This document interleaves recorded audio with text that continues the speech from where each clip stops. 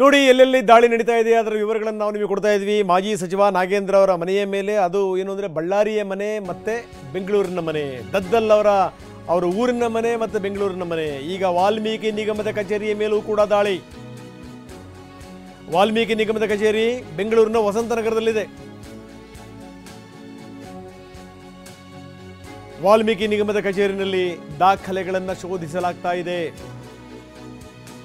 ಅಂದರೆ ವಾಲ್ಮೀಕಿ ನಿಗಮದ ಕಚೇರಿಯ ಮೇಲೂ ಕೂಡ ಅಧಿಕಾರಿಗಳ ದಾಳಿ ಶುರುವಾಗಿದೆ.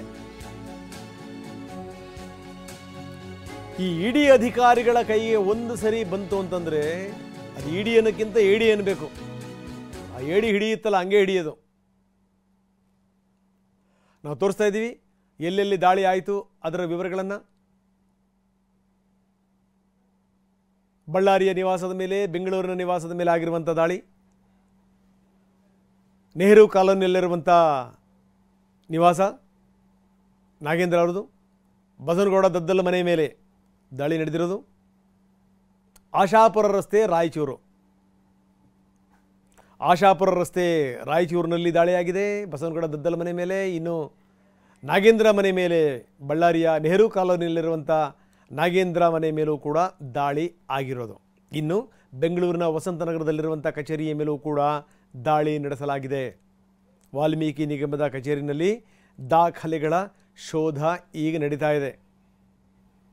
18 ಸ್ಥಳಗಳಲ್ಲಿ ಇಡೀ ದಾಳಿ. ಇದು ಎಷ್ಟರ ಮಟ್ಟಿ ಪ್ಲಾನ್ ಆಗಿರುತ್ತೆ, ಏನು ಎತ್ತ ಎಲ್ಲವನ್ನೂ ಕೂಡ ಸರಿಯಾಗಿ ಪಾಯಿಂಟ್ಸ್ ಇಟ್ಕೊಂಡೇ ಬಂದಿರ್ತಾರೆ.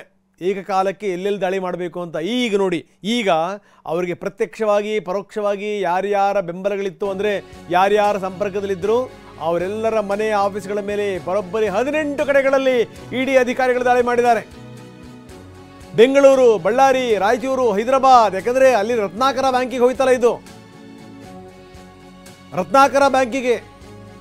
ಅದ್ಯಾವ ಬ್ಯಾಂಕೋ, ಅಲ್ಲಿಂದ ಅಲ್ಲಿಗೆ ಯಾಕೆ ಹೋಯ್ತೋ ದುಡ್ಡು ಗೊತ್ತಿಲ್ಲ, ಅಲ್ಲಿಂದ ಬೇರೆ ಬೇರೆ ಕಡೆಗೆ ಹೋಗಿರೋದು. ಯಲಹಂಕ, ಡಾಲರ್ಸ್ ಕಾಲೋನಿ, ವಸಂತನಗರ,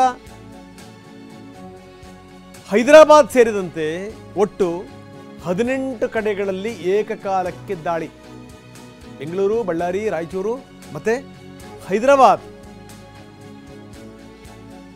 ಯಾರ್ಯಾರಿಗೆ ಅಕೌಂಟ್ ದುಡ್ಡು ಹೋಗಿದೆ ನೋಡಿ, ಇದು ಗಮನಿಸಬೇಕಾದಂಥ ಸಂಗತಿ. ನೀವು ಯಾರೋ ಒಬ್ಬ ಕುರಿ ಕಾಯುವವನ ಅಕೌಂಟಿಗೂ ಕೂಡ ದುಡ್ಡು ಹೋಗಿದೆ ಅಂತೆ. ಲೆಕ್ಕ ಹಾಕೊಳ್ಳಿ ನೀವು. ಅಂದ್ರೆ ಅವನು ಡ್ರಾ ಮಾಡ್ಕೊಂಬಿಟ್ಟ ಅಂದ್ಕೊಂಡ್ರಾ? ಎಲ್ಲ ಇವರ ಈ ಮಸಲತ್ತುಗಳಿರ್ತವೆ ಇದರ ಹಿಂದೆ. ಬೆಳ್ಳಿ ಬಂಗಾರ ಅಂಗಡಿಯವ್ರಿಗೆ ಹೋಗಿದೆ, ಎಣ್ಣೆ ಅಂಗಡಿಯವ್ರಿಗೆ ಹೋಗಿದೆ, ಕುರಿ ಕಾಯುವವನಿಗೂ ಕೂಡ ಹೋಗಿದೆ. ಈ ರೀತಿ ಅಕೌಂಟ್ಗಳಿಗೆ ದುಡ್ಡು ಸುರಿದಿದೆ ಹೋಗಿ.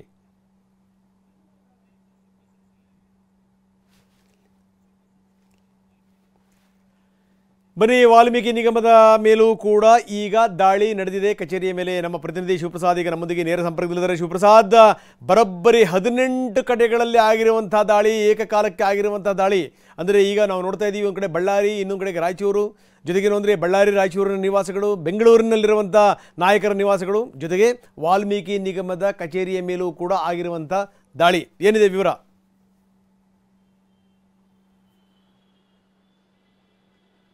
ರಂಗನಾಥ್, ನಿಜಕ್ಕೂ ಕೂಡ ಇದು ಎಕ್ಸ್ಪೆಕ್ಟೆಡ್ ಆಗಿರ್ತಕ್ಕಂಥದ್ದು. ಯಾಕಂದರೆ ನಿರೀಕ್ಷೆ ಇತ್ತು ಇಡೀ ಅಧಿಕಾರಿಗಳು ಕೂಡ ದಾಳಿಯನ್ನು ಮಾಡ್ತಾರೆ ಅಂತೇಳಿ. ಇಡೀ ಪ್ರಕರಣವನ್ನು ಗಮನಿಸ್ತಾ ಹೋದರೆ 187 ಕೋಟಿ ಹಗರಣ ಇದೊಂದು ನಡೆದಿರ್ತಕ್ಕಂಥದ್ದು. ಇಡೀ ಪ್ರಕರಣದಲ್ಲಿ ಪ್ರಮುಖವಾಗಿ ಈಗ ಈ CID ಅಧಿಕಾರಿಗಳು ಯಾರನ್ನೆಲ್ಲ ವಿಚಾರಣೆ ಮಾಡ್ತಿದ್ದಾರೆ ಅವರವರೆಗೂ ಕೂಡ ಇಡೀ ಅಧಿಕಾರಿಗಳು ತಲುಪುವಂಥ ಸಾಧ್ಯತೆಗಳು ಕೂಡ ಇರ್ತಕ್ಕಂಥದ್ದು. ಈಗಾಗಲೇ ಇಡೀ ಪ್ರಕರಣಕ್ಕೆ ಸಂಬಂಧಪಟ್ಟಂತೆ ಪ್ರಮುಖವಾಗಿ ಮಾಜಿ ಸಚಿವರಾಗಿರ್ತಕ್ಕಂಥ ಬಿ ನಾಗೇಂದ್ರ ಮೇಲೆ ಗಂಭೀರವಾಗಿರ್ತಕ್ಕಂಥ ಆರೋಪ ಕೇಳಿ ಬಂದಿರೋದು. ಇದೇ ವಿಚಾರದ ಹಿನ್ನೆಲೆಯಲ್ಲಿ ನಿನ್ನೆ CID ಅಧಿಕಾರಿಗಳು ಕೂಡ ಕರೆದು 8 ಗಂಟೆಗಳಿಗೂ ಹೆಚ್ಚು ಕಾಲ ಬಿ ನಾಗೇಂದ್ರನನ್ನು ಈಗಾಗಲೇ ಡ್ರಿಲ್ ಮಾಡಿಸಿರ್ತಕ್ಕಂಥದ್ದು. ಡ್ರಿಲ್ನ ನಡುಕ ಇಡೀ ಪ್ರಕರಣಕ್ಕೆ ಸಂಬಂಧಪಟ್ಟಂತೆ ಶಾಸಕರಾಗಿರ್ತಕ್ಕಂಥ ಬಸನಗೌಡ ದದ್ದಲ್ ಏನಿದ್ದಾರೆ ಇವರನ್ನು ಕೂಡ ವಿಚಾರಣೆಗೆ ಕರೆದಿದ್ರು.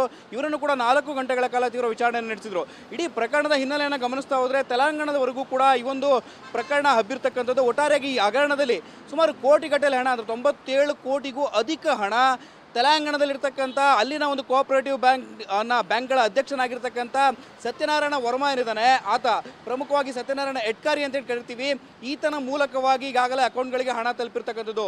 ಬರೋಬ್ಬರಿ 193 ಅಕೌಂಟ್ಗಳಿಗೆ ಹಣ ವರ್ಗಾವಣೆ ಆಗಿದೆ ಅಂತೇಳಿ ಮಾಹಿತಿ ಲಭ್ಯ ಆಗಿರ್ತಕ್ಕಂಥದ್ದು.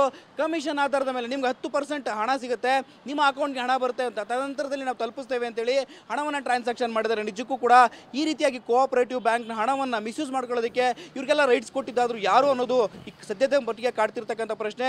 ಪ್ರಕರಣದಲ್ಲಿ ಪ್ರಮುಖವಾಗಿ ಪ್ರಕರಣದ ಹಿನ್ನೆಲೆಯನ್ನು ಕೆದಕ್ತಾ ಹೋದರೆ, ಮೊದಲನೇದಾಗಿ ಇಡೀ ಪ್ರಕರಣಕ್ಕೆ ಸಂಬಂಧಪಟ್ಟಂತೆ 24ನೇ ತಾರೀಕು ಅಂದರೆ ಚಂದ್ರಶೇಖರ್ ಸಾವಿಗೂ ಮುನ್ನ ಮೀಟಿಂಗನ್ನು ನಡೆಸ್ತಾರೆ. ಪರಶುರಾಮ್ ಲೆಕ್ಕಾಧಿಕಾರಿ ಈತ ಪದ್ಮನಾಭ ಅಂತ MD ಯೊಂದಿಗೆ ಮೀಟಿಂಗನ್ನು ನಡೆಸ್ತಾನೆ. ಮೀಟಿಂಗ್ ನಡೆಸಿದಂಥ ವೇಳೆಯಲ್ಲಿ ಅಧ್ಯಕ್ಷನಾಗಿರ್ತಕ್ಕಂಥ ಬಸವನಗೌಡ ದದ್ದಲ್ಗೆ ಈ ವಿಚಾರ ತಿಳಿದಿರೋದಿಲ್ಲ ಅಂತ ಹೇಳಿ ಹೇಳ್ತಾನೆ. ತದನಂತರದಲ್ಲಿ ತಿಳಿದಂಥ ಬಳಿಕ ಏನೆಲ್ಲ ಪ್ಲಾನನ್ನು ಮಾಡಬೇಕು ಅನ್ನೋದ್ರ ಬಗ್ಗೆಯಾಗಿ 15 ನಿಮಿಷಗಳ ಕಾಲ ಆಡಿಯೋ ಕ್ಲಿಪ್ ಲಭ್ಯ ಆಗಿರ್ತಕ್ಕಂಥದ್ದು. ಅಂದರೆ ಈ ಆಡಿಯೋ ಕ್ಲಿಪ್ಪನ್ನು ರೆಕಾರ್ಡ್ ಮಾಡ್ಕೊಳ್ಳುವಂಥ ಉದ್ದೇಶ ಏನಿತ್ತು ಅನ್ನೋದು ಕೂಡ ಸದ್ಯದ ಮಟ್ಟಿಗೆ ಕಾಡ್ತಿರ್ತಕ್ಕಂಥ ಪ್ರಶ್ನೆ. ಆದಾಗ್ಯೂ ಕೂಡ ಇಡೀ ಪ್ರಕರಣದಕ್ಕೆ ಸಂಬಂಧಪಟ್ಟಂತೆ ಒಂದಷ್ಟು ಬೆಳಕು ಚೆಲ್ಲುವಂಥ ಆಡಿಯೋ ಕ್ಲಿಪ್ ಈಗಾಗಲೇ TV9ಗೂ ಕೂಡ ಲಭ್ಯ ಆಗಿರ್ತಕ್ಕಂಥದ್ದು. ಎಳೆಗೆ ಇಡೀ ಪ್ರಕರಣದ ಬಗ್ಗೆ ವಿವರಗಳನ್ನ ಬಿಚ್ಚಿಡ್ತಾ ಹೋಗ್ತವೆ.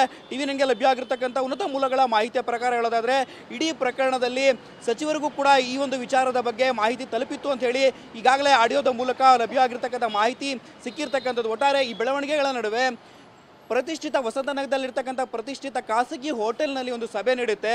ಈ ಸಭೆಯಲ್ಲಿ ಸಚಿವರು ಇದ್ದಾರೆ ಅಂತ ಹೇಳಿ ಈಗಾಗಲೇ ಮಾಹಿತಿ ಲಭ್ಯ ಆಗಿರ್ತಕ್ಕಂಥದ್ದು. ಆ ಒಂದು ಆಡಿಯೋ ಕ್ಲಿಪ್ನಲ್ಲಿ ಅಂದರೆ ಲೆಕ್ಕಾಧಿಕಾರಿಯಾಗಿರ್ತಕ್ಕಂಥ ಪರಶುರಾಮ್ ಇರಿದ್ದಾನೆ, ಆತ ಮತ್ತು MD ಆಗಿರ್ತಕ್ಕಂಥ ಪದ್ಮನಾಭ್ ನಡೆಸಿರ್ತಕ್ಕಂಥ ಆಡಿಯೋದಲ್ಲೂ ಕೂಡ ಲೀಕ್ ಆಗಿರ್ತಕ್ಕಂಥದ್ದು.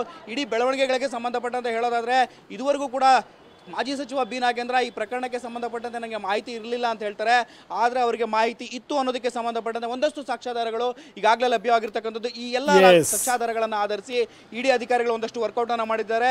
ಸಾಮಾನ್ಯವಾಗಿ ಇಡಿ ಅಧಿಕಾರಿಗಳು ದಾಳಿಯನ್ನು ನಡೆಸಿದ್ರು ಅಂತ ಹೇಳಿದ್ರೆ ಅದಕ್ಕೆ ಒಂದಷ್ಟು ಸಾಕ್ಷ್ಯಾಧಾರಗಳನ್ನು ಇಟ್ಕೊಂಡೇ ರೈಡ್ ಅನ್ನು ಮಾಡ್ತಕ್ಕಂಥದ್ದು. ರಂಗನಾಥ್, ಓಕೆ ಬರೀ ಕೇವಲ ಇಷ್ಟು ಮಾತ್ರ ಅಲ್ಲ ಶಿವಪ್ರಸಾದ್, ಇನ್ನು ಯಾರ್ಯಾರು ಇದರ ವ್ಯಾಪ್ತಿಗೆ ಬರ್ತಾರೆ ನೋಡಬೇಕು. ಬರೀ ಪರಶುರಾಮ್ ಮಾತ್ರ ಅಲ್ಲ, ಈ ಕಡೆಗೆ ಏನಂದ್ರೆ ದದ್ದಲ್ ಮಾತ್ರ ಅಲ್ಲ, ಈ ಕಡೆ ನಾಗೇಂದ್ರ ಮಾತ್ರ ಅಲ್ಲ, ಬೇರೆಯವರು ಕೂಡ ಮುಂದಿನ ದಿನಗಳಲ್ಲಿ ಇದರ ವ್ಯಾಪ್ತಿಗೆ ಬಂದರೆ ಆಶ್ಚರ್ಯ ಇಲ್ಲ. ದುಡ್ಡು ಎಲ್ಲಿ ಬಂತು, ಎಲ್ಲಿ ಹೋಯಿತು, ಏನು ಎತ್ತ, ವಾಪಸ್ ಎಲ್ಲಿಂದ ಬಂತು, ವಾಪಸ್ ಯಾರಿಂದ ಬಂತು, ಯಾಕೆ ಬಂತು, ಹೋಗಿದ್ಯಾಕೆ, ಬಂದಿದ್ಯಾಕೆ,